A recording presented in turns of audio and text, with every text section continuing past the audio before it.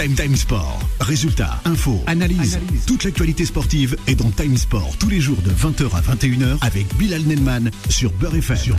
Allez, nouvelle semaine qui commence, 20h pétante et en ce lundi 10 mars. On va parler de quoi dans cette émission après ce week-end sport?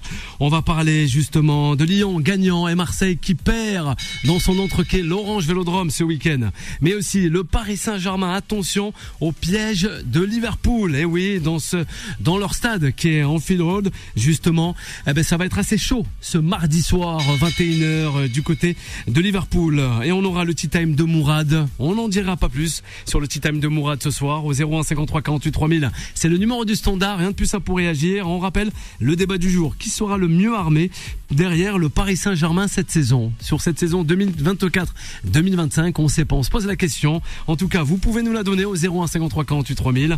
Allez, sans plus tarder, on va présenter le magnifique plateau qui m'accompagne. Time Sport, le ras-le-bol.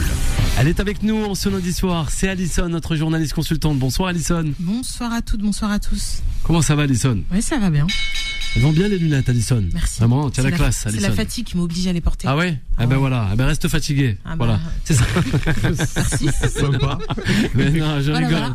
Non, Alison, je rigole. Perdu. Non, je rigole, Alison. Elle sait très bien, mais quand même. Mais non, elle est toujours ravissante. Juan José est avec nous. Comment ça va, Juanito? Hola, buenas tardes a todos. Ça va comme une veille de Champions League, puisque nous allons parler tout à l'heure un peu de cette Champions League qui arrive demain pour les retours des huitièmes de finale et peut-être des surprises. Mathieu est avec nous. Bonsoir Mathieu, comment ça va Mathieu? Bonsoir Bilal, bonsoir tout le monde, ça va très très bien. On a un beau programme, on a des gros débats qui arrivent et encore une fois on va s'amuser. On va s'amuser avec Mehdi qui nous accompagne en ce début de semaine. On l'avait vu la dernière fois, on l'a entendu aussi sur cette antenne de Beurre FM. Bonsoir Mehdi pour cette seconde. Bonsoir Bilal, comment vas-tu? Bonsoir. Ça va, très très bien. Mehdi, oui, grand connaisseur du Rodourou, de l'en avant Guingamp, c'est bien ça? C'est ça, c'est ça. Ça nous fait plaisir, les Bretons, voilà, qui nous écoutent en tout cas. Lui, il nous revient, de Carthage, ça fait très longtemps. Alison, ça fait au moins 4 mois qu'on l'a plus revu. C'est Augustin. Et oui, Augustin, faut le rappeler. Bonsoir Augustin. Bonsoir à tous. C'est sa première de 2025, alors. Oui, bonne année. Voilà. Merci. Bonsoir à toutes et à tous. Ravi d'être là. Ouais. Nous aussi. Et de débattre auprès de débatteurs intéressants. T'avoir avec nous. Débattrice aussi. Un plaisir avec toi, avec Alison, avec Mehdi, avec Mathieu, sans oublier justement Juan. Et on pense, il nous accompagne dans ce studio. C'est pas Solal à la réalisation. On va dire bonsoir à Solal. C'est Maxime qui nous accompagne dans ce studio. Un petit clin d'œil à Maxime. Solal, bonsoir. Comment ça va? Buonasera à tutti, j'espère que vous allez bien chers amis. 20h, 21h, Time Sport sur les ondes de Beurre FM tout simplement. Et oui, la Ligue des Champions qui arrive à grands pas mardi, donc demain tout simplement le PSG qui rencontrera Liverpool. Mais Bilal, dans un premier temps on parle des deux Olympiques, n'est-ce pas? Eh oui, deux Olympiques, c'est pas le Paris Saint-Germain. On espère que le Paris Saint-Germain ira tout au long, au bout de cette édition 2024-2025 de la Champions League. Et oui, pour faire monter l'indice UEFA, c'est bien ça Augustin? Oui. En danger sure. encore l'indice UEFA parce français. On a les Pays-Bas qui arrivent juste derrière. C'est ça, toujours. Roi Trossé, Marseille face à Lens, justement. Hier, samedi soir, le match, ils ont filé à l'anglaise un peu. C'était un remake de PSG Liverpool, on avait l'impression. Mais pas le même niveau, Marseille que le PSG. Tout à fait, on parle toutes les semaines de Marseille. Autant la semaine dernière, on était emballé parce qu'effectivement, on pensait que Marseille était capable ce week-end effectivement d'éclaircir un peu ses chances pour continuer à être deuxième. Mais voilà qu'il va être battu chez lui par Lens. Et derrière effectivement l'autre grand match qu'on attendait, ce match entre Nice et Lyon. Lyon qui est capable d'aller battre Nice, ce qui en fait va nous donner justement de l'intérêt pour cette Ligue 1.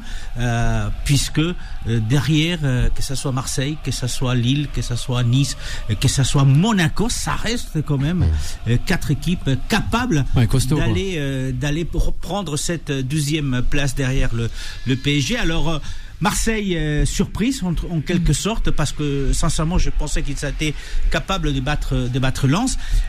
Ils ont eu les opportunités, il y a eu des opportunités, ils ont dominé le match, pratiquement 74-75% des possessions de ballon. Je regardais les statistiques parce que je me disais, ils ont quand même frappé énormément des tirs cadrés. 15 tirs, 6 tirs cadrés et 6 arrêts quand même du gardien lensois qui doit cette victoire, je pense, Lens à son gardien notamment. Bon. Mais la réalité, c'est qu'aujourd'hui, Marseille va devoir faire très attention parce que le calendrier qui leur attend dans les prochaines semaines, rappelons-nous, c'est la 25e journée, il y en a que 34 et encore ces 9 journées qui vont arriver. Et Marseille doit jouer le PSG, ce qui n'est pas déjà la semaine de suite après Liverpool justement prochaine, effectivement. Cette semaine. Puis n'oublions pas, il va jouer aussi Monaco et Lille, donc deux équipes qui sont derrière et donc n'importe quel faux pas peut leur coûter cette deuxième place qui n'est pas assurée. Réaction, Alison avec Augustin et Mehdi. Pour une fois, j'ai un Marseille qui a proposé quelque chose dans le jeu. J'ai tendance à critiquer justement cette équipe qui, à mon sens, parfois produit des matchs stériles ou des fois le milieu de terrain a énormément de mal à prendre le dessus et parfois la défense montre quelques fébrilités. Or, ce match-là, c'était pas forcément le cas. J'ai trouvé que l'OM proposait des choses. J'ai trouvé que l'équipe de De Zerbi était cohérente, mais encore une fois, il manque toujours quelque chose, à mon sens, à cette équipe de Marseille. Et là, c'était en attaque. On n'arrivait pas à concrétiser, on n'arrivait pas à être précis, on n'arrivait pas surtout à finir. Et tout ça, justement, découle d'un Marseille qui laisse encore une fois échapper des points. Et c'est pas vers le haut, c'est-à-dire qu'on regarde pas vers le Paris Saint-Germain, parce que le Paris Saint-Germain est beaucoup trop loin. C'est après qu'on regarde. On pensait que cet Olympique de Marseille était confortable à la deuxième place, était un dauphin sûr du Paris Saint-Germain. Or, quand on est en train de regarder et quand on fait un petit peu de mathématiques et qu'on calcule, on se dit que la deuxième place n'est pas tout à fait acquise. Attention, Mathieu, elle n'est pas acquise cette place. La seconde. Déjà, elle n'est pas acquise et c'est surtout que Alison, tu dis que vous étiez assez confiant sur la deuxième place de l'Olympique de Marseille. J'étais pas confiant du tout pour ma part parce que même si il y a eu plus de victoires que de défaites ces derniers temps, on a vu des victoires compliquées contre Rennes notamment, où il y a eu des tensions qui ont commencé à apparaître avec l'arbitrage et plus on avance et plus j'ai l'impression que c'est parti en vrai là, avec les arbitres en ce moment. Et malheureusement. Et en fait, j'ai l'impression qu'il y avait un problème à chaque match, qui est victoire ou défaite. Donc, et j'ai senti qu'il y avait quand même cette fragilité au sein du club et peut-être de voir aussi les clubs derrière se rapprocher un petit peu. Et on voit que Monaco qui cale encore contre Toulouse ce week-end n'avance plus trop. Nice qui perd contre Lyon, ça a la arrange chance aussi pour Marseille là, Marseille. Quand même. Hein. Mais tout à l'heure, Juan Rosset parlait du classement. Lyon qui est avec sa victoire repassé devant Strasbourg qui a 42 points, n'a que 7 points de retard sur l'Olympique de Marseille. Et il reste 9 journées, en sachant, comme tu disais, Juan Rossi, qu'il va y avoir Lille, il va y avoir Monaco pour l'Olympique de Marseille, il va y avoir le Paris Saint-Germain. Et lors de la dernière journée, l'Olympique de Marseille va affronter le Stade Rennais qui va beaucoup mieux avec Habib Bey en ce moment. Mais là où je suis plutôt d'accord avec Alison sur le match de samedi soir, c'est que l'OM a proposé des choses très intéressantes. Là où j'avais très peur, c'est quand j'ai vu le début de match avec une équipe de Lens très très basse. J'ai eu très peur que ce soit une possession stérile. Alors certes, il y a eu énormément de possession de balles, etc. Mais ça, on a plutôt l'habitude. Mais il y a eu des choses de créer. Et le fait de ne pas avoir mis Luis Enrique et Mason Greenwood titulaires sur le banc de la part de Roberto De Zerbi, j'ai trouvé que Amar Dedic a été très intéressant sur le côté droit et que Bilal Nadir a apporté aussi de la fraîcheur. Et en fait, le fait qu'il soit jeune, peut-être qu'il se pose un petit peu moins de questions et il arrive à casser des lignes avec son jeu assez technique. Mais c'est vrai que les rentrées de Luis Enrique et de Mason Greenwood n'ont pas apporté satisfaction. Greenwood. Ça fait plusieurs matchs on que le Mason reconnaît Greenwood plus, non? est pas très très bon. On a eu surtout du côté de Lens un Mathieu Ryan exceptionnel. C'est pas mal. Et c'est vrai que Yacine nous en parlait de ce joueur. L'arrêt qu'il fait sur l'enchaînement assez impressionnant d'Amin Gouiri où il dévie la balle sur sa barre. Il est très très fort cet arrêt-là. Et en fin de match, comme très souvent Marseille qui prend des buts comme ça contre des blocs bas, c'est-à-dire que tout le monde à l'attaque parce qu'il reste très peu de temps. Et quand il y a une passe qui passe entre les deux derniers centraux, ça peut faire très mal pour l'OM. C'est ce qui s'est passé. Mehdi avec Augustin, on vous écoute, messieurs. Alors, que rajouter de plus? Il y a des trucs encore à rajouter. Très très vrai. Après, c'est vrai que Marseille a du mal à se réinventer dans le jeu quand il y a une équipe qui joue en bloc bas en face. Et c'est là qu'on sait qu'au bout de quelques minutes, il y a des équipes qui vont mettre le bus. et je pense qu'il faut rivaliser d'ingéniosité pour trouver un autre schéma pour contourner le bus si on peut, parce que De Zerbi est quand même un technicien intéressant. Pour surprendre un peu d'un point de vue tactique. Donc Marseille effectivement a un jeu téléphoné quand il y a des équipes en bloc bas, et c'est pour ça qu'ils ont du mal à enchaîner. Il faut gagner ça, ça enchaîne pas. Quand ils gagnent c'est péniblement, et quand ils perdent, ils perdent. On parlait Mathieu, parce qu'il y a des contre-attaques et que la défense se dévoile un peu et elle monte un peu en devant. Donc bon courage pour les prochains matchs à Marseille, parce que ça se resserre. Surtout que Nice les autres derrière, va au Serre aussi, ce qui est pas simple non plus. Serre, une équipe, ça joue bien aussi, surtout à la gratter à la Baie des Champs. À la Baie des Champs. Donc effectivement, tout va se décanter dans les 4-5 prochains matchs, où on aura à peu près un état du classement pour la 34e journée. Marseille avec Mehdi, justement, les hommes de De Zerbi. Mehdi, moi je pense que le problème aussi de Marseille, c'est depuis quelques saisons, c'est un manque de régularité aussi sur les résultats. On est sur les 3 derniers matchs, une grosse défaite à Auxerre qui normalement est une équipe qui est largement à la portée de l'Olympique de Marseille. Donc j'espère que Marseille réussira, malgré son gros calendrier, à assurer une certaine régularité, car la chute peut être vertigineuse au classement si les hommes de De Zerbi ne sont pas efficaces. Et c'est ça, l'efficacité. Il a pas tort là, le Mehdi, parce que c'est vrai, parce que ça peut aller très très vite. Défaite au Paris Saint-Germain, et après tu enchaînes avec d'autres matchs, et encore défaite, et Alisson, on se retrouve 4, 5, 6, 7e place. Et ça serait un échec. Attention, un échec total. Ça serait un échec si Marseille est 4e ou 5e. Là je crois que c'est l'échec total, et même avec des départs, et je parle pas des joueurs, des départs. Je sais pas ce qu'il en pense sur Juan Trocé, mais ça sera même à la direction de Marseille. Comme chaque année. Vas-y Mathieu, vas-y. On va retrouver Alisson et Juan. À noter que pour le RC Lens, c'est la première victoire depuis le 31 janvier 2025. Donc ça fait 4 matchs qu'ils n'avaient pas gagné en championnat, défaite contre Nice, Strasbourg, Nantes et surtout à Marseille. Donc dans une équipe décimée, je rajoute, pardon. Et il y a eu beaucoup de suspensions, beaucoup de blessures côté lensois, et peut-être aussi ce choix de Franck. C'est l'exploit de la journée. De dire de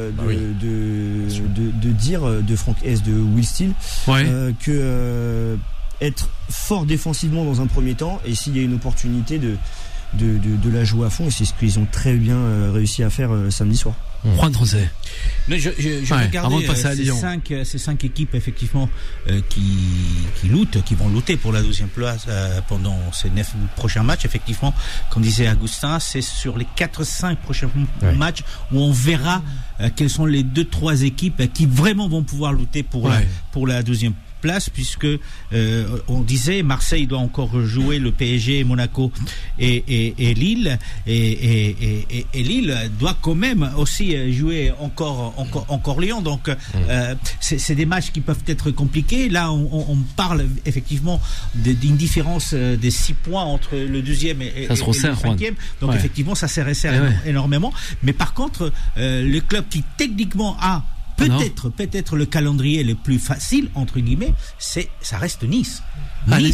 Nice qui ne va rencontrer que le PSG, donc 4-5 matchs, mais c'est parmi ces 6 clubs, il n'y a que Nice qui ne rencontre que le PSG. Il a déjà joué tout le monde.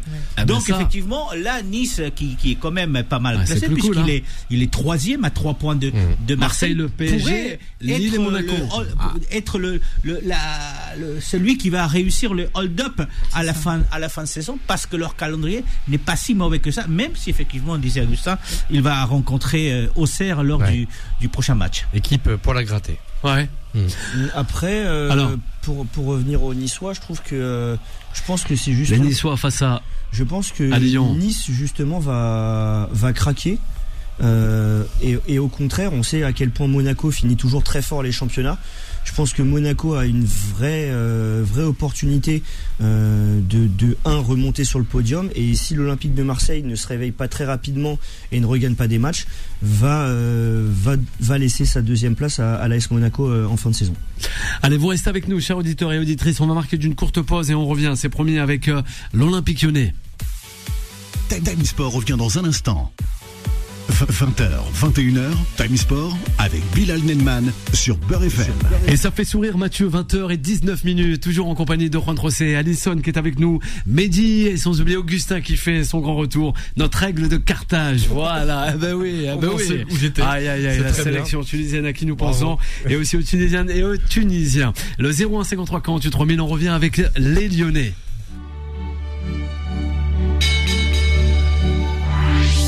Time Sport. La parole des sociaux. Alors on tient à prévenir que c'est Solal en fait. Il est déjà chaud, 20h19, un jour avant. Hein. Lundi 10 mars, c'est dès demain l'avant-match sur l'antenne de Beurre FM qui opposera justement Liverpool au Paris Saint-Germain. Voilà, le 01 53 48 3000. On va repartir sur Lyon avant de revenir large page, c'est promis, sur le Paris Saint-Germain. Mathieu, oui les Lyonnais. Ah ben bravo les Lyonnais tout de même. 2-0, c'est pas rien sur les terres niçoises. Ouais, aller gagner à Nice 2-0, c'est un réel, je dirais pas exploit, mais une réelle bonne performance pour les Lyonnais qui se replacent dans cette course au Big Four pour la Ligue des Champions. Et puis il y a aussi cet électrochoc, je dirais, avec la suspension de Fonseca, qui je pense a soudé encore plus le vestiaire et l'ensemble du club lyonnais pour ne faire qu'un, tout simplement, et pour se dire voilà, on sait ce qu'on vaut, on sait ce qu'on veut aller chercher, et on va le faire tous ensemble. Et même si le coach lyonnais n'est pas sur le banc et interdit de vestiaire également, je pense que les joueurs font ça aussi pour lui, pour qu'il puisse vivre une saison européenne l'année prochaine. Ouais. Augustin. Oui, c'est sûr. En plus, beaucoup de choses à dire sur les Lyonnais. En plus, Nice était invaincu. C'est la seule équipe avec le Paris Saint-Germain invaincu à domicile. Donc là, je rejoins l'avis du fait que ça soit un exploit. Après, effectivement, Lyon, il y a l'effet un peu. Je rejoins aussi le fait qu'ils soient soudés et qu'il y a quand même des tumultes autour de Textor aussi, en plus de l'entraîneur. Il y a un environnement au club qui est un peu anxiogène. Donc c'est bien pour Lyon qui se replace effectivement. Après on va voir si ça sera suffisant avec tous les points qu'ils ont perdus ces derniers temps. Est-ce que ça sera suffisant pour accrocher les 3 premières places? Justement, c'est l'annonce que on va la balancer après. C'est une annonce qui vient de tomber, mais bon, vas-y, retrousser. Ça va être compliqué pour Lyon. Ok, ils sont allés battre Nice, mais quand vous regardez de près le calendrier des Lions, c'est pas du tout le plus simple de toutes les équipes qui peuvent prétendre à cette deuxième place. Déjà parce que ils vont rencontrer le Havre, c'est pas le plus compliqué, mais juste après il va y avoir effectivement Strasbourg qui est juste à 3 points derrière Lyon. Strasbourg, donc il peut être européen année, s'il venait effectivement à battre Lyon dans deux semaines. On a déjà parlé du fait qu'ils vont rencontrer Lille et Monaco, sans oublier Auxerre. Tu parlais des poils à gratter, Auxerre doit aussi rencontrer Lyon. Et puis, n'oublions jamais, Lyon est pratiquement assuré d'être en quart de finale d'Europa League. Et ça reste quand même une compétition importante. Bien sûr. Ça peut aussi bouffer de l'énergie pour cette. Je pense qu'ils visent la Ligue des Champions quand même. Donc, mais ce qu'il y a pour l'instant, c'est qu'il y a un calendrier qui est quand même parmi ceux des 5-6 premiers, l'un des plus compliqués, et vous rajoutez quand même l'Europa League. Ils ont plus le PSG et Marseille. Ils ont plus le PSG et Marseille à jouer. Oui. Et je crois que même Monaco aussi, non? Monaco, ils doivent jouer. Lyon doit jouer encore Monaco, doit jouer Monaco, Lille, doit jouer Strasbourg, doit jouer Auxerre. Il y a quand même en Ligue 1, il y a quand même 4 clubs compliqués sur 9 matchs qui vont arriver, et vous en rajoutez un quart de finale qui doit arriver, puisque effectivement lors des matchs allés en huitième de finale, ils ont battu 3-1, donc ils sont pratiquement assurés de se qualifier en quart. Je dirais dans le sens de Juan José, je dirais j'ai peur que Lyon craque, parce que effectivement on voit qu'il y a un sursaut d'orgueil, etc. Je suis assez d'accord avec vous, mais je pense qu'il reste encore quelques fébrilités dans cette équipe qui parfois, à mon sens, cette saison même au-delà de parfois, a été en dents de scie. Par exemple, on le voit contre cette équipe niçoise, les 20-25 premières minutes, Lyon a été sacrément bousculé. Donc il reste encore une sacrée marge de progression, et quand on regarde le calendrier de Lyon, c'est un calendrier qui n'est pas facile. Lyon est encore du moins postule pour plusieurs compétitions, dont la Ligue Europa, qui à mon sens est quand même une compétition à aller chercher pour l'Olympique Lyonnais au vu de la saison. Donc j'ai peur que cet effectif craque, et cette atmosphère avec Fonseca, etc.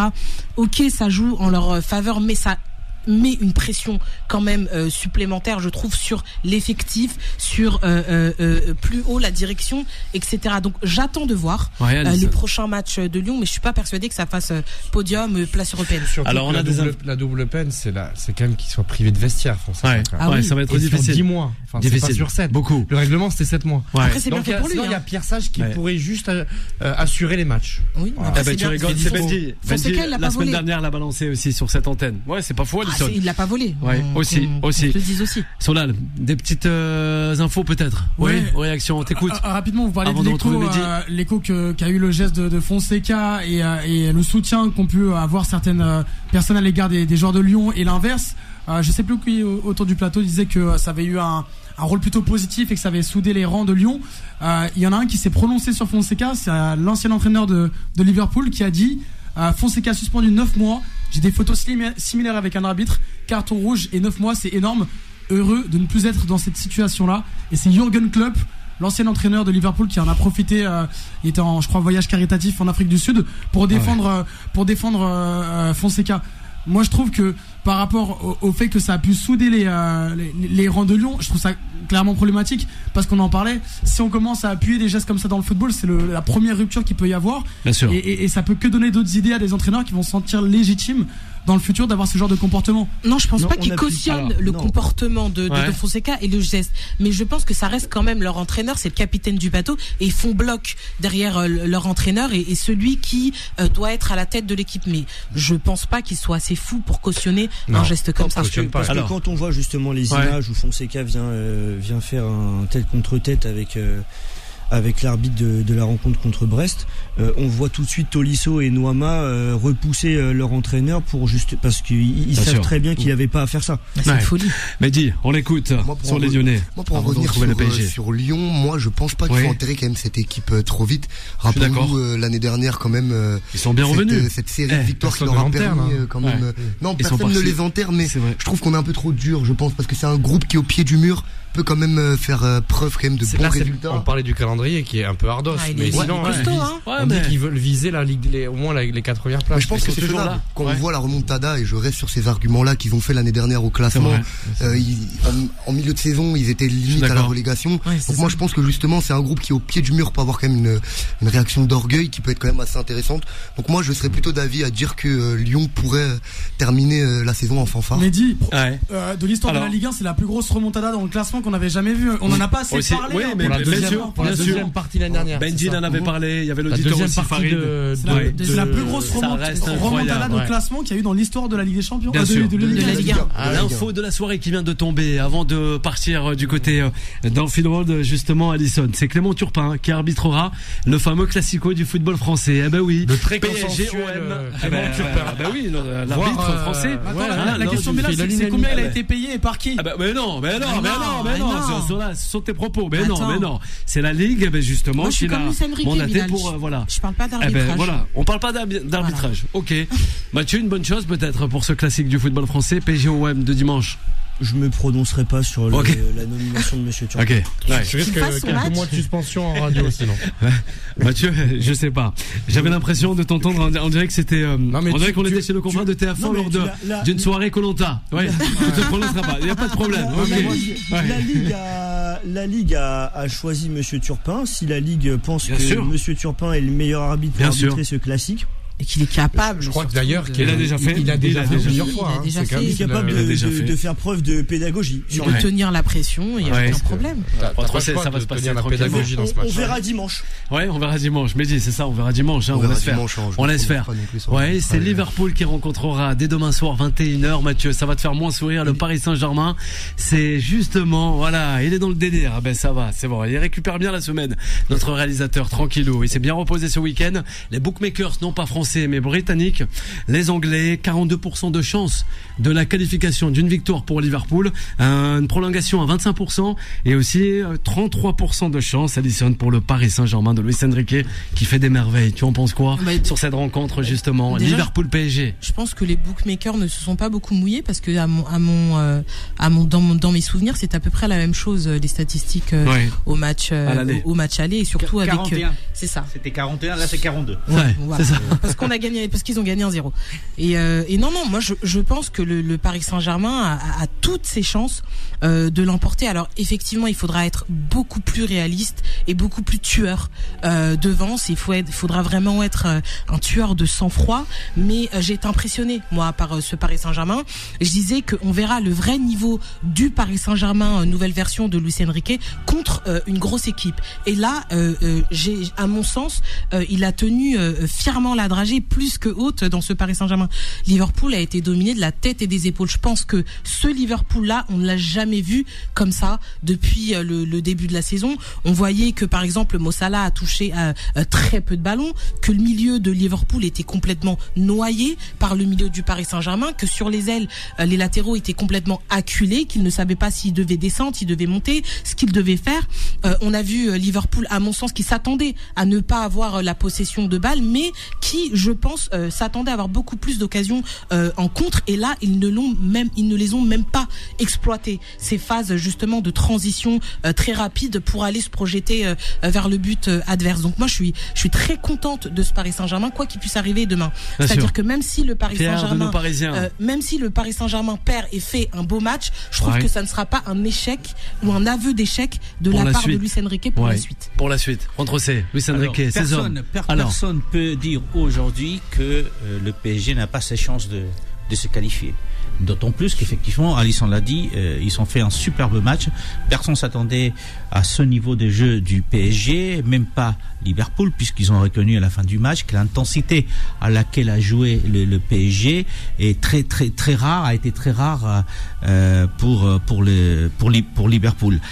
D'un autre côté, le PSG a bien préparé ce match. Il a bien préparé dans le sens où effectivement Luis Enrique a quand même effectué ce week-end 8 changements par rapport à l'équipe qui avait joué face à Liverpool au Parc des Princes. Et même si on a fait 8 changements, ils ont été capables d'en mettre 4. C'est ça. Donc ce week-end.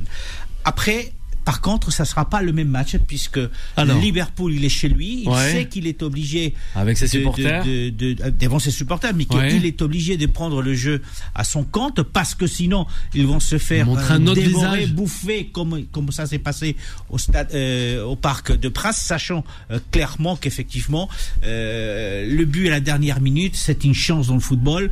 Ce n'était pas, ça reflétait pas la physionomie du match. Donc oui, le PSG a ses chances, mais encore une fois, à Londres, en Angleterre, ça va être complètement différent. Va-t-on assister au même scénario? La question est là. Non, je ne pense pas. Je pense sincèrement que Liverpool va pas se laisser couler en arrière. Ça va rester quand même un match très important. Et encore une fois, on verra effectivement ce que vaut ce PSG. Ouais, Mathieu avec. On vous écoute, messieurs. Allez-y. Il y a plusieurs choses. Déjà, ce week-end contre Southampton, Mohamed Salah n'a pas été bon non plus, encore une fois. Ça fait un moment quand même. Il a quand même mis un doublé de but sur penalty. Sur penalty. Dans le jeu, il reste le meilleur buteur de la première ligue. Mais dans le jeu, encore une fois, il n'a pas montré ce qu'il montre ces dernières semaines et il a plutôt été dans la continuité du match contre le PSG, c'est-à-dire assez inexistant. Mais c'est sûr que Liverpool ne fera pas le même match qu'au match aller. Ça sera pas le même. C'est une certitude. Selon parce toi, que, il y a le public qui va pousser, forcément ça joue. Et puis Arnaud Slot, forcément, va ajuster certaines choses. Je pense qu'il va vouloir avoir la possession de balle.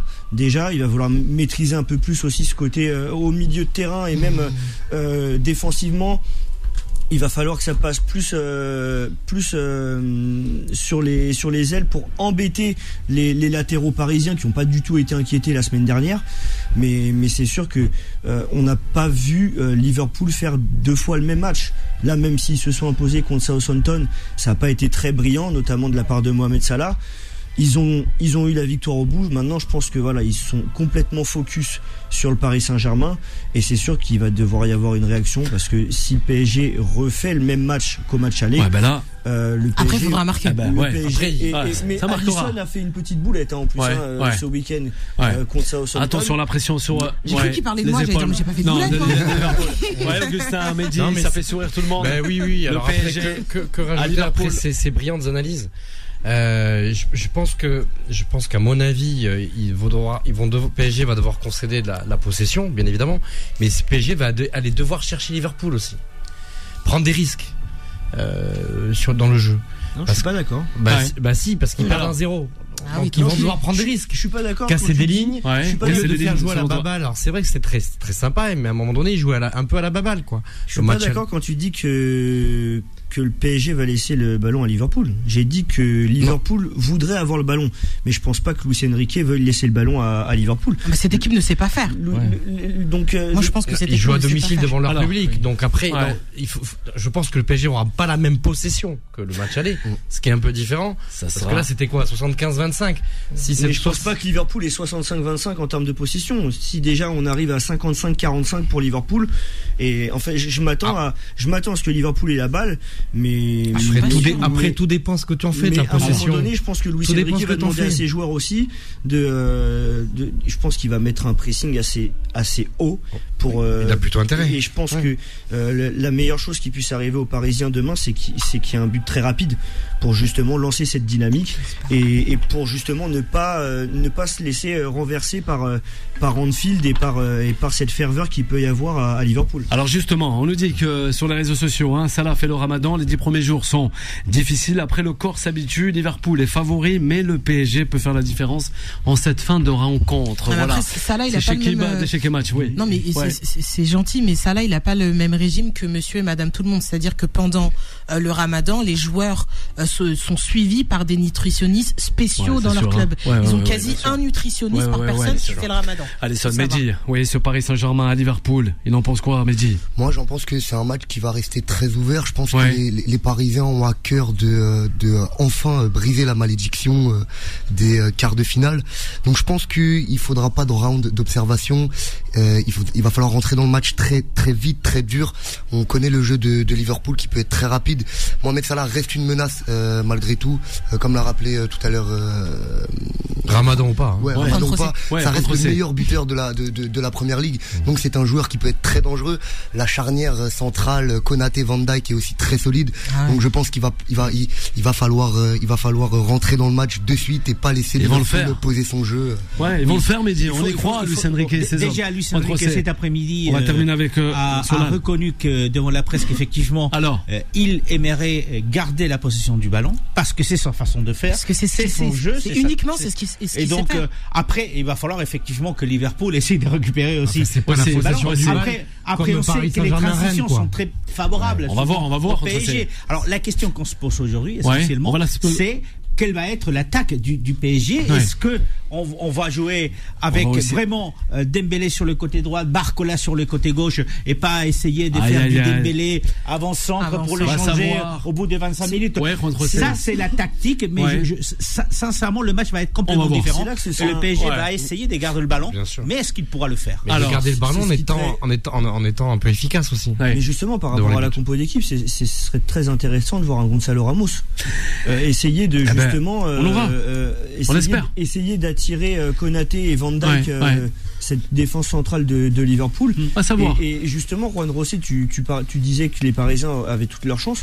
Et c'est justement Konaté, la semaine dernière chez nos confrères de Canal, qui disait que le PSG était l'équipe qui les avait embêtés le plus cette saison. Mais c'est ça. Alors qu'ils jouent dans le meilleur championnat du monde. Paris fera en sorte de les embêter encore, Mathieu. Oui, Solal, rapide, on t'écoute. Non, mais assez d'accord avec vous par rapport au match de demain.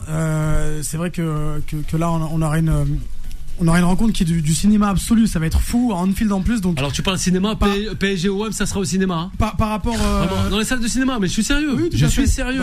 Tu pourras aller voir le match au cinéma. Mais pour ne pas parler de ce match-là, parce qu'on aura le temps aussi d'en parler demain. Moi, c'est vrai que je me suis attaché au match des Reds ce week-end. Leur première période, elle est catastrophique.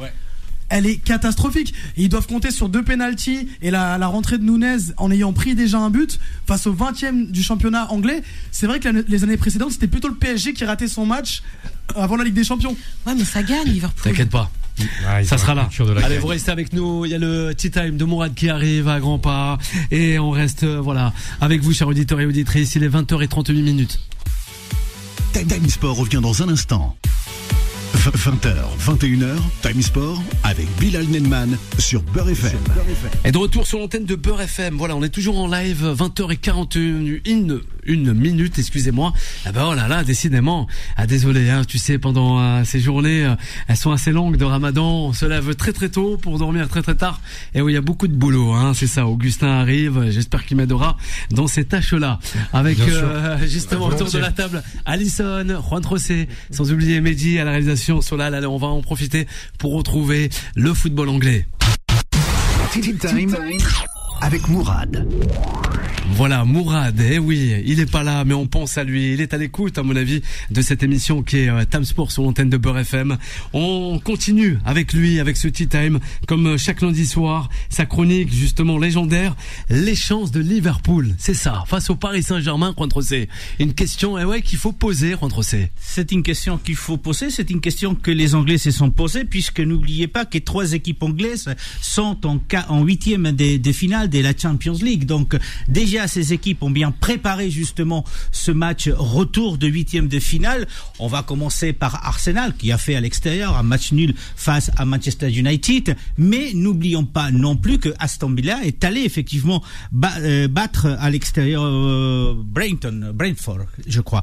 Et puis vous avez raison, il y a Liverpool qui a beaucoup souffert, mais qui a remporté ce match face au 20e de la première ligue, puisqu'ils ont battu 3-1. Alors c'est vrai, beaucoup souffert lors de la première mi-temps où ils ont été menés 1-0. Il a fallu la rentrée de Darwin Núñez et puis les 2 buts marqués par Mohamed Salah avec 2 pénaltys, faut-il le rappeler. Mais n'oublions pas non plus effectivement, et je crois qu'Alison avait raison tout à l'heure quand elle parlait, il y a cette période de Ramadan que même si les joueurs sont suivis, il y a quand même une certaine fatigue qu'on voit chez Liverpool. N'oublions pas non plus que pendant qu'il y a une trêve hivernale pendant les fêtes en France ou un peu plus longue même en Allemagne, les Anglais continuent à jouer tous les 3 jours. Donc cette fatigue, c'est vrai qu'elle peut être là. Mais ont-ils des chances ? Oui, bien sûr qu'ils ont des chances. Déjà parce que ils sont largement premiers de la première ligue. Rappelons-nous, 70 points. La 2e équipe, Arsenal, est 2e à 55 points. Derrière, donc ça fait quand même beaucoup. Et puis Salah est quand même le meilleur buteur de la première ligue. Alors c'est vrai que le PSG peut dire la même chose puisque Dembélé est le meilleur buteur, mais entre les 20 buts de Dembélé en première ligue, en Ligue 1 et les 27 buts de Mohamed Salah en première ligue, il y a quand même une différence qui est quand même assez notable. Donc oui, Liverpool a ses chances chez lui effectivement avec son public et puis le besoin de montrer que depuis 2 saisons ils sont vraiment au top. Bah oui, je crois que c'est 42% de victoire de qualification pour Liverpool est réel. On verra. Ah ben on verra. Eh oui, avec vous, messieurs dames. Alison, réaction. Non, Liverpool PSG. Je suis totalement d'accord et au-delà de ça, moi j'aimerais faire un petit peu un focus sur Mo Salah. Effectivement, on voit que ces derniers temps, alors même si il continue un peu de scorer, il est un petit peu en dedans. On l'a dit tout à l'heure dans le jeu, c'est vrai qu'il est beaucoup moins impactant et il est beaucoup moins décisif, en tout cas, je dirais. Mais il faut pas oublier qu'il a quand même l'ego du champion. On parle de Mohamed Salah comme futur Ballon d'Or et l'ego du champion se voit, l'ego du champion s'entend lors de grosses rencontres. On l'attend. Là, Mohamed Salah, on l'attendra encore plus chez lui. Et c'est pour ça que je pense que ces contre-performances de ces derniers temps, c'est pas forcément bon pour le Paris Saint-Germain, parce qu'il voudra se racheter. Et un champion, quand ça se rachète, surtout du niveau de Mohamed Salah, généralement, ça annonce un gros match. Donc, voilà, c'est bon, tu nous annonces un triplé de Mo Salah. Pas forcément un triplé, mais en tout cas, non, pas forcément un triplé, mais du moins un gros match. Je pense que l'argument de dire que Mo Salah est moins bien, à cause du Ramadan. À cause du Ramadan ou toute autre raison, je pense que c'est pas le bon argument qui fera que le Paris Saint-Germain ou Liverpool l'emportera. Ouais, on poursuit avec vous, messieurs. Mathieu, Augustin, sur Mohamed Salah, juste rappeler quelques chiffres. En 2021-2022, 23 buts, 13 passes décisives en championnat. 2022-2023, 19 buts, 12 passes décisives. La saison dernière, 18 buts, 10 passes décisives. Et cette saison, Juan José l'a rappelé, 27 buts en première ligue, meilleur buteur. Et on rajoute à ça 17 passes décisives. pour Mohamed Salah. Et il est mêlé à 44 buts. Comme c'est costaud. 44 buts de Liverpool. Ça, c'est costaud. Si, et ça en prend chemin, Liverpool est champion d'Angleterre cette saison, il sera sûrement désigné meilleur joueur de Première Ligue, il sera meilleur buteur et il sera certainement meilleur passeur également. Donc, Alisson parlait d'un potentiel ballon d'or pour Mohamed Salah. Et ça passe par une qualification de Liverpool demain. Forcément. Donc maintenant, est-ce que Liverpool a ses chances ? Oui. On en a parlé tout à l'heure du match de demain. Maintenant, j'ai hâte de voir aussi le milieu de terrain de Liverpool. Alors de Liverpool. Parce que je trouve que le milieu parisien a été quand même un cran voire 2 crans au-dessus au match aller. Tu peux rajouter des crans quand même. C'était costaud le PSG. J'ai été gentil, mais quand t'as un milieu de terrain comme ça, Szoboszlai, McAllister, Gravenberch, on attend un peu mieux de ces trois-là au milieu de terrain, surtout dans un match comme ça de cette envergure-là. Mehdi, on écoute Liverpool, Paris Saint-Germain dès demain 21h. Moi, je reste sur ma première analyse et puis moi quelque chose qui m'a frappé, c'est malgré tout quand même, il faut le souligner, le manque de réalisme devant le but du Paris Saint-Germain. Excellent match de Dembélé sur son couloir qui a réussi à provoquer, mais qui a un petit peu, j'ai l'impression de tomber dans ses travers aussi, qui a envoyé énormément de frappes à côté, sur la lune. Donc pour moi, si le PSG doit faire la différence, c'est surtout en étant, comme le disait Anaïs tout à l'heure, Alisson, pardon, excuse-moi, le gardien de Liverpool. C'est ça. Chirurgical devant le but et de concrétiser les occasions. Bien sûr, Mehdi. Solal, on écoute, on revient à Augustin. Il y a 2 points sur lesquels j'aimerais revenir. Alors, tu parlais de Szoboszlai qui n'est pas certain pour demain, Mathieu. Il est en état de forme assez critique, donc c'est vrai que si on retire ce joueur-là qui se fait assez discret à l'échelle internationale, mais qui pour les puristes est un très très bon joueur, il se peut que demain il soit absent. Deuxième chose, c'est vrai qu'Alisson parlait tout à l'heure du fait que le PSG qui gagne ou qui ne gagne pas le match de Ligue des Champions, c'était déjà une énorme avancée pour ce club, tout simplement parce que Luis Enrique a réussi à restructurer cette équipe. Et j'irai même plus loin, c'est vrai que je me suis imaginé le PSG perdant, sortant, et Luis Enrique en conférence de presse qui répond aux questions par je ne réponds pas aux questions, je suis concentré sur le match de dimanche avec Marseille. C'est à tel point que aujourd'hui Luis Enrique il a une manière tellement je trouve saine de faire marcher son vestiaire, qu'on le voit rigoler à l'entraînement à quelques jours avec ses joueurs.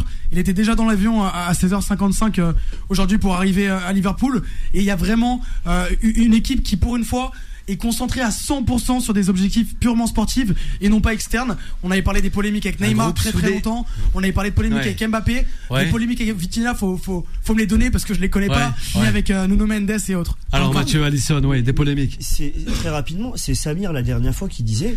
Samir. On parle plus d'extra sportif au Paris Saint-Germain. Il y a plus rien. Ça fait combien d'années qu'on n'a pas entendu il y a plus de stars. C'est pour ça. Il y en a de stars quand même. Non, mais plus de stars au sens starifié. Tout ça. Mais moi juste pour revenir sur ce qui a été dit, la faiblesse du Paris Saint-Germain, je sais pas si on en a parlé ici, mais dans les anciennes émissions, c'est le gardien de but en face. Donnarumma. Quand il s'agit de jouer contre des grandes équipes en Ligue des Champions, Donnarumma, ça fait pas beaucoup le travail. À la fin, il a un arrêt à faire et la main n'est pas ferme. Le but, s'il a la main ferme, il le met en corner. Donc je veux dire, si on n'a pas un grand gardien à ce niveau-là, c'est difficile quand on est sollicité une ou deux fois et qu'il y a un but, quoi. Juste rapidement pour appuyer. Allez, vas-y. Et on va terminer aussi, avec contre C sur les autres matchs de Champions League. Le fait que Liverpool ait ses chances, et on en a parlé vaguement, mais juste j'y reviens, l'ambiance d'Anfield et j'ai peur, et à mon sens le Paris Saint-Germain est prêt même mentalement, mais effectivement si Liverpool marque très vite, j'ai peur que la jeunesse du Paris Saint-Germain joue contre eux et qu'ils soient pris dans cette espèce d'étau avec cette ambiance irrespirable à Anfield et qu'ils sombrent. J'espère pas pour le Paris Saint-Germain. C'est pas Santiago Bernabéu ou Anfield. Justement, Santiago Bernabéu, les autres matchs. Champions League. Ça reste. Sans aucun doute demain le grand match, ce Liverpool PSG. N'oublions pas qu'il y a un Barça qui est allé gagner à l'extérieur 1-0 et qui sont donc favoris. Et puis il y a ce Inter de Milan Feyenoord effectivement avec avec avantage à l'Inter qui mène 2-0 à l'extérieur. Ils sont allés gagner à l'extérieur. Et puis c'était grosse surprise, c'est Leverkusen Bayern qui en a mis 3 au Bayer Leverkusen lors de la semaine du match aller la semaine dernière. Et puis n'oublions pas, vous allez en parler certainement demain et après-demain. C'est ce match de Lille qui va recevoir Dortmund mercredi. Lille qui continue 18h45. à surprendre effectivement à 18h45. Ils vont arracher un match nul en Allemagne. Et puis Aston Villa qui est bien parti face à Bruges puisqu'il avait gagné 3-1. Le Arsenal facile puisqu'ils ont cartonné 7-1. Donc je crois qu'ils sont qualifiés. Et puis c'est Atlético Real Madrid. L'Atlético qui a très mal préparé puisqu'il a perdu à Getafe ce week-end pendant que le Real a gagné face au Rayo Vallecano, donc avec but notamment de Mbappé. Donc des matchs encore très intéressants. Cela dit, attendons voir comment ça va se passer. On verra. On nous amène parfois des surprises. Mathieu Vicente Calderon. On termine avec toi, Mathieu, rapidement. On n'a plus trop le temps. Alors, tu voulais dire? Tu parlais, Juan Rosé, de la victoire du Barça 1-0 à Benfica avec un énorme Chesney. Et depuis que Chesney est arrivé au Barça, il est invaincu. Il est invaincu et il est extraordinaire. Allez, un grand merci à Alison, à Mehdi pour cette venue sur cette antenne de Beurre FM dans l'émission Time Sport. À toi Mathieu, à Augustin pour son grand retour, à Juan Rosé et le fameux Tea Time de Mourad. On se retrouve dès demain. Un gros big up à la réalisation, à Solal et aussi à la personne qui nous a accompagné, Maxime, dans ce studio. Allez, la suite des programmes sur l'antenne de Beurre FM. Bye bye. Retrouvez Time Sport tous les jours de 20h à 21h et en podcast sur beurrefm.net et l'appli Beurre FM.